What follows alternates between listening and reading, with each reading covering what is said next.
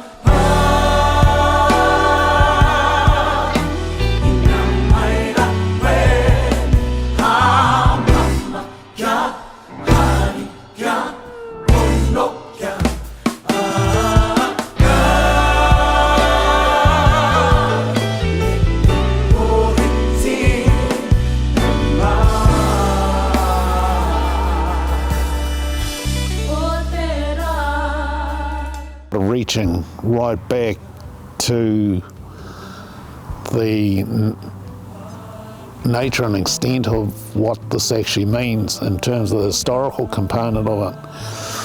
Then I started looking around for a number of our people that have had it done in the past, and I only found about 3 of Ngāti Pūkenga descent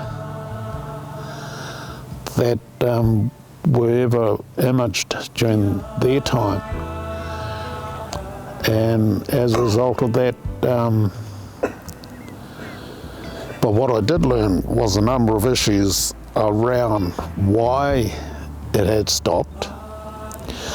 And part of that was because of the legislative framework that the Crown instigated during those suppression years. And also too the heads that were disappearing out of the country that saw a number of our people killed during that time through the white people sales market. They were taking those heads back to Europe. And I can understand why our people discontinued with that.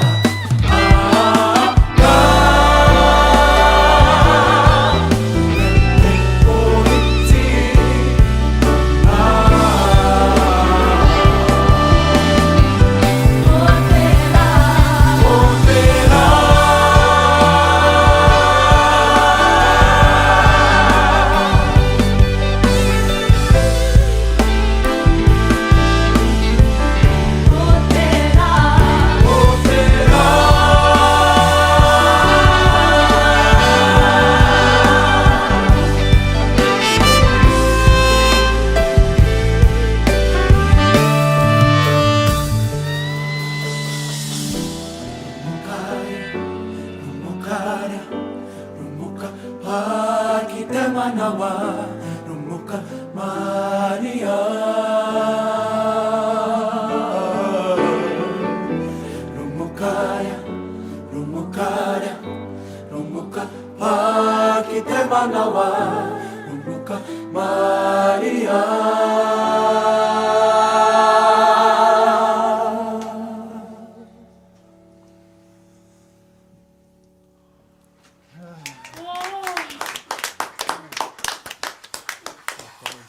At the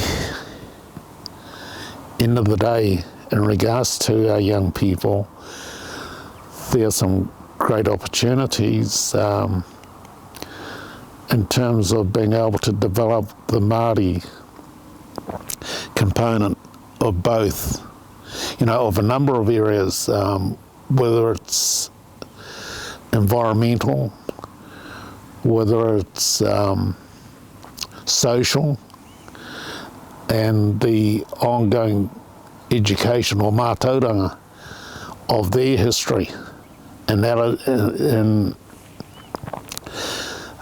being able to have that as part of the building of new Aotearoa, and having Māori as the centrepiece around that going into our country.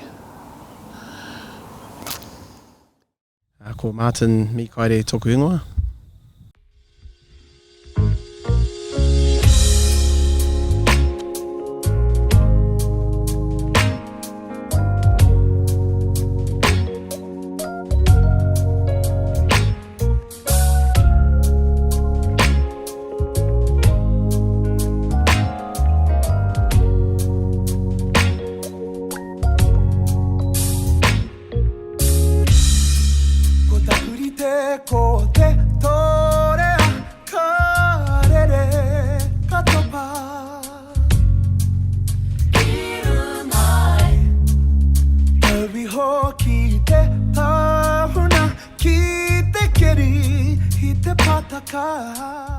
For me, my Matilda journey started about 1.5 years ago when my youngest, one of my nephews, Keanu, got his done, and his father, John Manuel, Hone Manuel, got his done. It's something that I've always actually thought about, but for me, I always felt as though you needed to have really strong reo to have it done.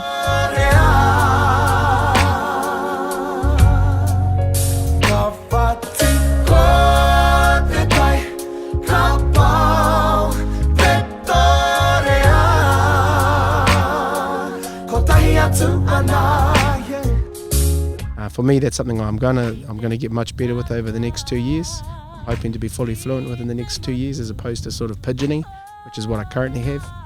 And then, that part of that journey for me will be complete. But this part of my journey has just sort of started.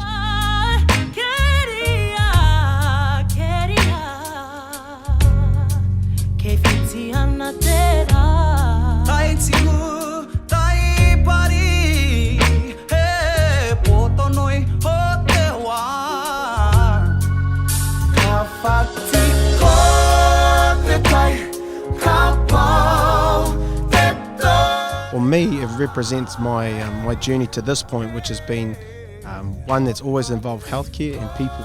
Those are the two things that I've always been passionate about. I was instilled very young to look after, to awhi people along, and that's been something that I've always done.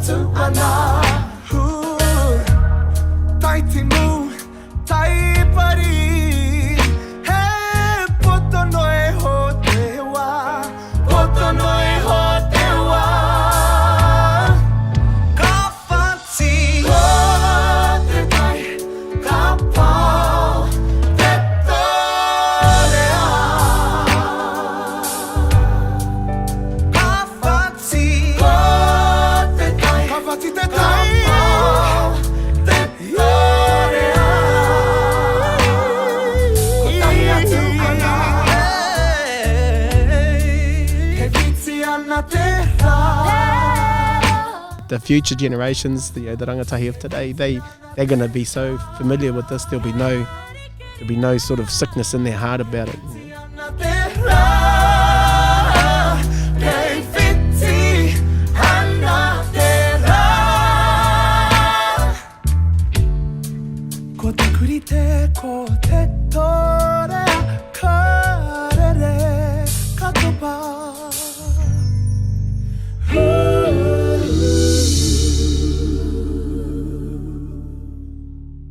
these are taonga. And so all taonga need to be treated and respected. So if you want one, you can go get one. But you have to realise what you're going for. So I've always known every time I got one done exactly what I wanted and exactly why I was getting it. And I think if they're sure in their heart and their mind about that, their age doesn't matter. They can get whatever they like to. Ko ngāwe he eru Manuel tēnei, te tau toku whā, no pare hauraki, te tau toku pāpā, no te tai rāwhiti. Engari ko tipu ake au ki toto i tēnei awa o tātou o mana.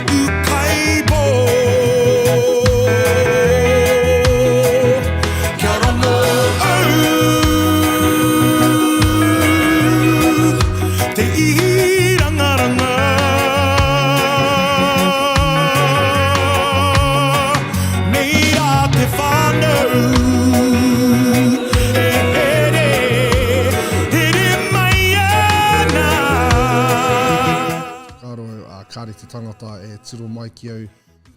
Hare te mea ko ngā tangata Pākehā, ko ngā tangata Māori hoki, te whakaro au ka ata titiro mai ki au me te whakaro ai, ko whiwhi e koe tēnei, ko eke koe ki taumata, ki ngā taumata o te reo, te harane, engari, nā te mea ko ki au, ko wānanga au ki te tautaku wahine, nā no i whakatau taku wairua, te whakaro waihoe rā kōrero ki te tā, ko te kōrero noa iho e pūmau ki a koe, ko au ake whakaro. Arera, koina te take ka reo e tino wai whakaro pērā i te wā i tuku mai te MOKOPAPA2.0. Hoki mai ki te ukai po.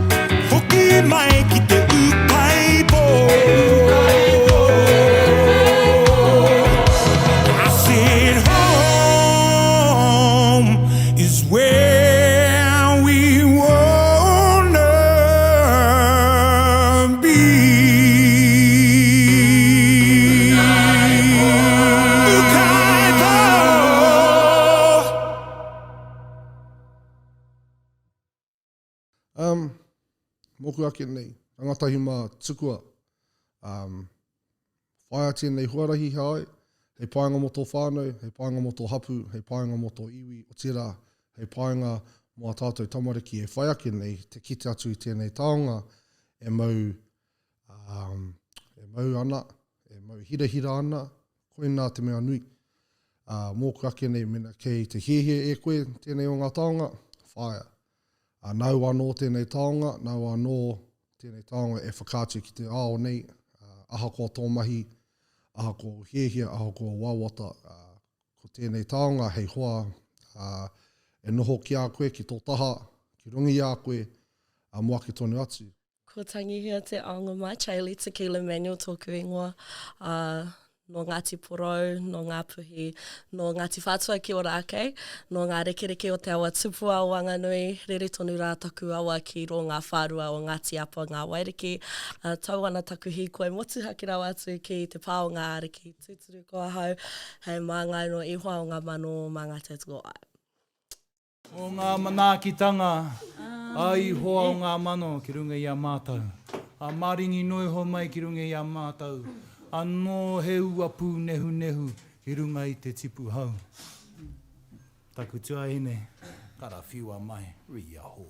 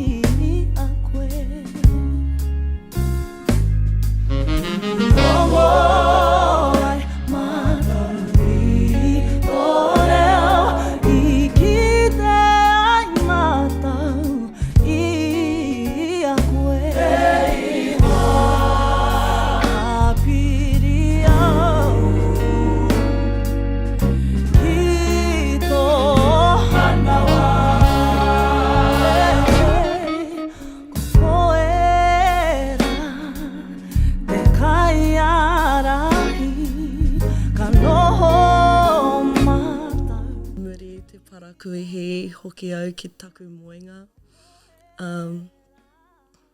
Wānanga hi ai aku whakaro me taku rangirua. I puta mai ngā pātai korere koe,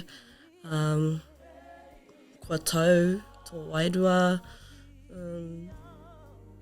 ka pēhia tō whānau i muri i tēnei. Ka pēhea o hoa ki a koe, e ra momo pātai. Engari, i tau a mama i au. I heke rawa atu ngā roemata. E harau e te tangi wito engari. E te heke ngā pātai.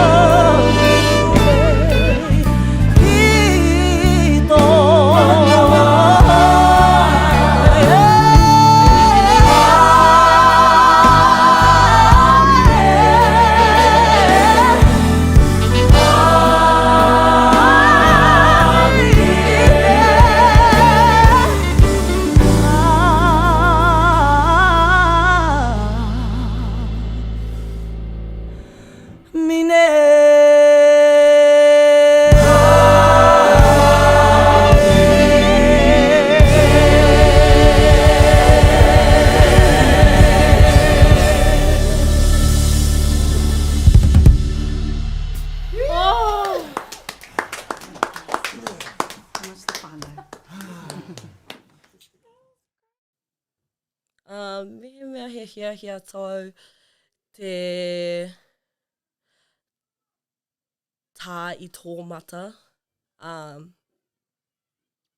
Kaua e huna ki ngā whakaro o te tehi atu. Me tau I a koe anō. Tēnā tātou katoa, ko Rangihoia Hollis tōku ingoa. Ki te taua tōku pāpā, ko ngā puhi rawa ko Ngāti Porou o Kuiwi. Ki te taua tōku māma, ko Ngāti Pūkenga, Ngāti Kahungunu me Ngāti Maru o Kuiwi. Haere ora.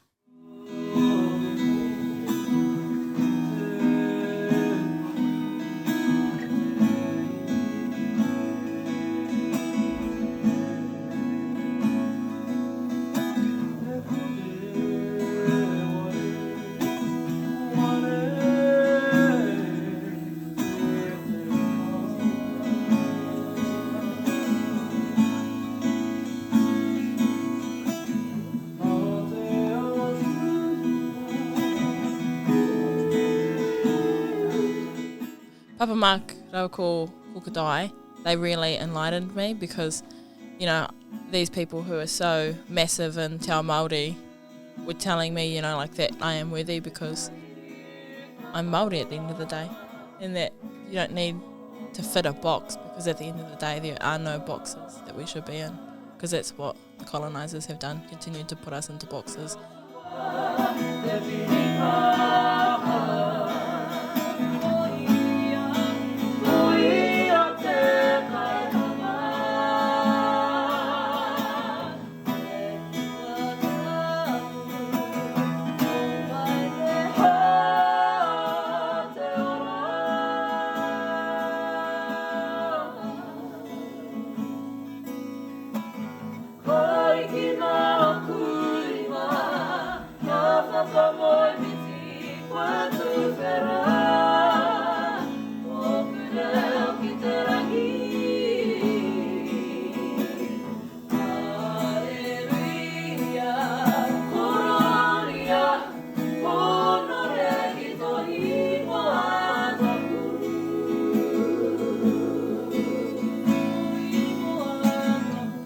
I looked up and my mum was there and she was like staring at me and I just got really emotional, so I grabbed onto her hand and then like he just went for it, and then I just felt real toe and like I wasn't even in my body anymore, and I didn't, like, people always ask like was it really sore, and I just say I didn't even feel it at all. Like I just couldn't feel any pain because I was just so like excited and just real toe with the process, so I didn't feel like I felt the needles at all because it was just like, you know, bringing forward what was always there. So I think it was the best part.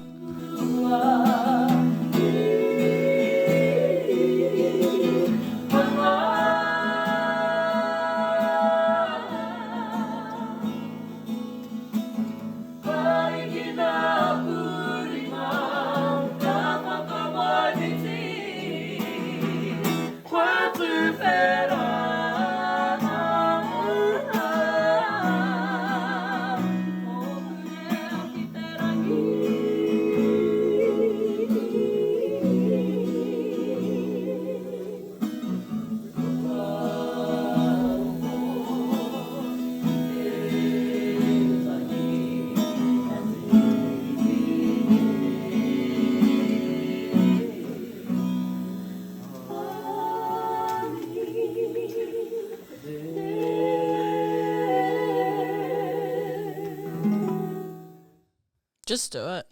Like, who gives a crap what other people think at the end of the day? If it's going to make you feel whole, then do it, because I feel so much better about myself now than I already did.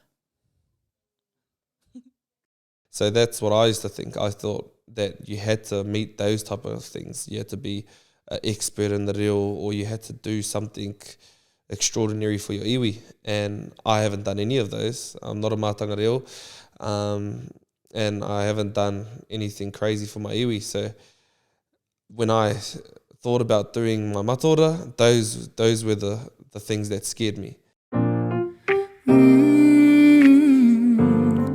Yeah, I tipu mai au I te whārua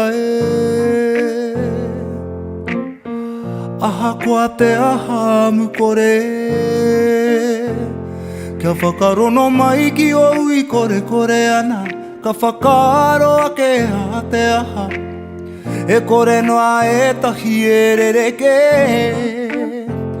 kia mauki o pai tawhiti.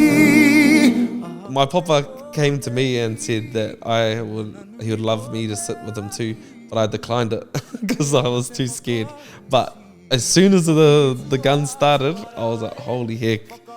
I was so jealous, so gutted. I had pulled out of the kaupapa earlier, and so I went and had a word to my old man, and I was like, hey, ka pirangi au I tōku matora. And there's a little bit of tikanga and whānau that the oldest have to have theirs and then blah blah blah. But it's not, that's a tikanga a whānau, or a iwi, a hapu. And my dad said to me, hey, I'm probably not going to ever get it done, and you can get it done whenever you want. You're your man, and I respect and love and think you should get it as well. So I was like, oh well, fuck, that's me, I'm in there. I went over to Matua James, the fella, Tōku Ringa-Tā, and James Webster, I spoke to him on the side, and he was like, he just came up to me out of nowhere. He's like, when are you going to do your face? And I was like, is that us? Now? And he was like, oh, let's go for a talk then. We went outside, we had a wānanga, and before you know it, I was already lying on the table getting my face drawn up. And that was pretty much the story. And everybody was like, looking at me like, hey, what the fuck? What are you up to, mate? And I just couldn't help it. I felt like it all came over me when I was watching my brothers being done, when I was watching my big brother being done and my papa being done, and seeing nothing change. That's the biggest thing. I didn't see any change, and I felt that before with my mum and my brother and that, so I don't know how I lost that feeling. And when I watched them get their faces done, I was like, that doesn't change them or make them any less, any better, anything more than who they are, which is my brother or my papa. And that's what made me believe I was ready, because it wasn't going to change me either. Sure, that's pretty much it.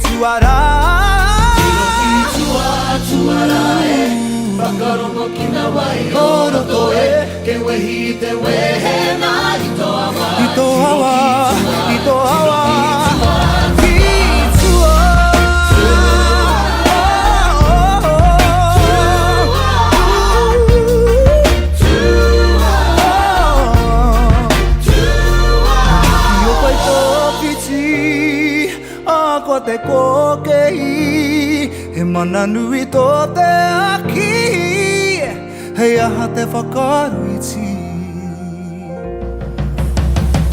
Titiro ki tua,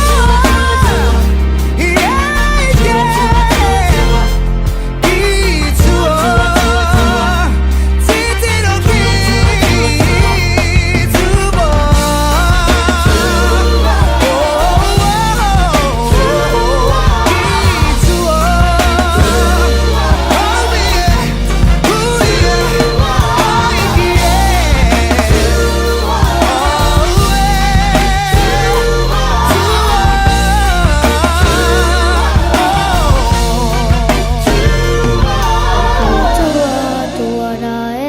Whakarongo ki nā wai o roto e, hewe hi te wehe nā I toa wā, tiro ki tua, tiro ki tua, tua.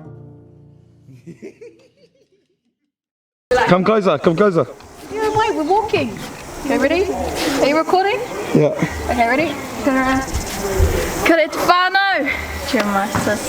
If you made it this far, hopefully you enjoyed the video. Like, comment and subscribe. Peace. What else? Rangatai mā. O kupu aki kia koutou, me mau, ina he Māori koe me mau. Aha ko te aha ko tō reo, aha ko tō haerenga, me mau koe I tēnei taonga tūturu rau atu. Yeah. So to all my rangatai out there, don't matter if you have the reo or not, don't matter what you're doing in your journey, you should go get this taonga and represent our tipuna, our Māoritanga, and your whānau. Cheer.